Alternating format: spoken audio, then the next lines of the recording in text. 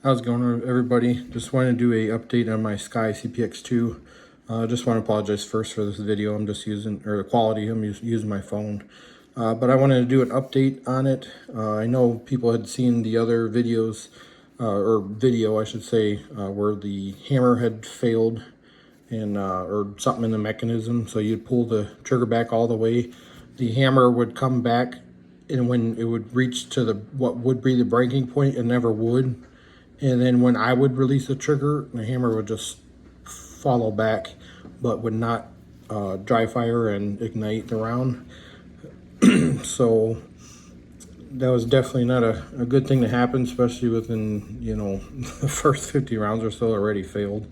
No matter what I did, it just would not work. Every now and then it would work.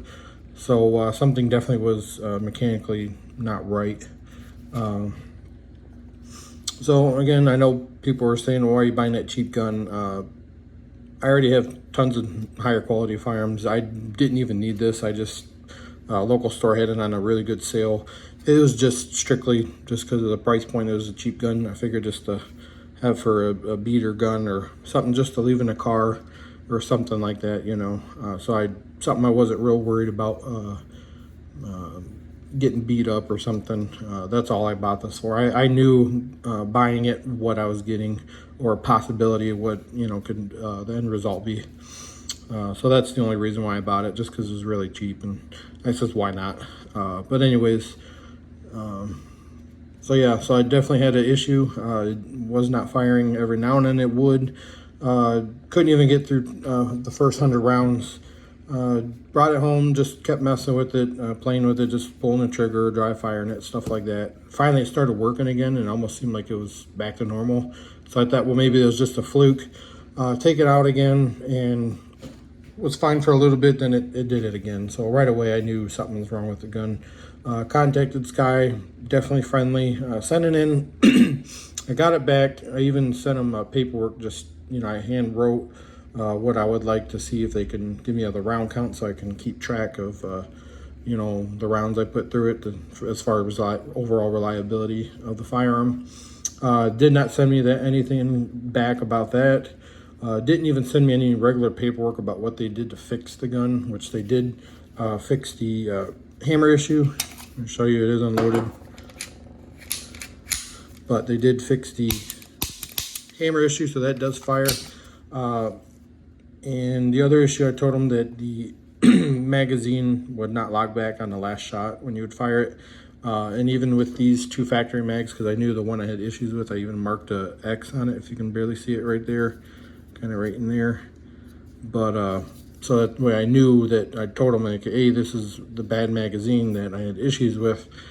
This one didn't give me too many problems, but so I got both magazines back, and the slide stop issue did not, or the lock issue did not get resolved either. So I don't know what that was. But as you can see, it will not lock back at all. I think this one too. Yeah, so this will not lock back at all. So I don't know what's going on with that, with these two magazines at least.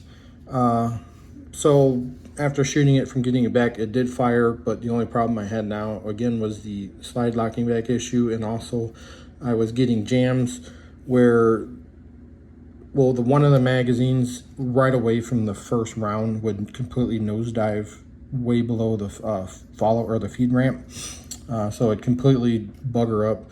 Wouldn't even chamber the first round. I mean, it would do it every time, just about. The other one of the other magazines, again, I forget which one did what, but the other one, the rounds would actually rattle inside. You can fully load it and it would rattle, so that wasn't good. And then the other issue too with the other magazine would, it would also, like, you'd be able to shoot a few rounds and then it would nosedive below the follower, or the feed ramp, I'm sorry. And then the other spent case would actually be sitting inside the chamber area. So it would almost like it would try to bring the spent case out, but then the next round would completely nosedive below the feed ramp. And then that spent case would get stuck and just laying in there. And it was basically identical for each one. one mag would completely nosedive right away, and the other one would do that. You might get one magazine through it and it would be fine. Then the next it would feed a few and then jam again.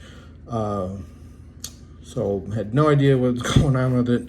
I contacted them again. They ended up because I told them, you know, this is the first gun that got sent in before, or not the first gun, but this is the firearm that got sent in before for the dead hammer issue and all that.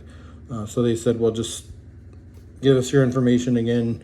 They ended up sending me out 2 magazines for free to see if it would solve the issue. Unfortunately, just between being busy and the weather and stuff, I haven't been able to make it out again to try these new mags out.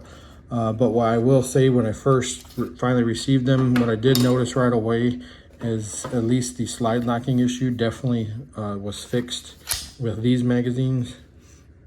So as soon as I would rack it, it locks perfectly. So, and then I'll take this one out and I'll show you. So again, with this other new magazine they sent me, right away, it locks back. So I'm hoping the whole issue I'm having with this gun now is just magazine related. Maybe these 2 magazines were just flawed and messed up from the factory. So again, the original mag for the gun, well, go figure, that time it locked. See, it doesn't. So it doesn't lock back. And then again, these 2 new ones, right away.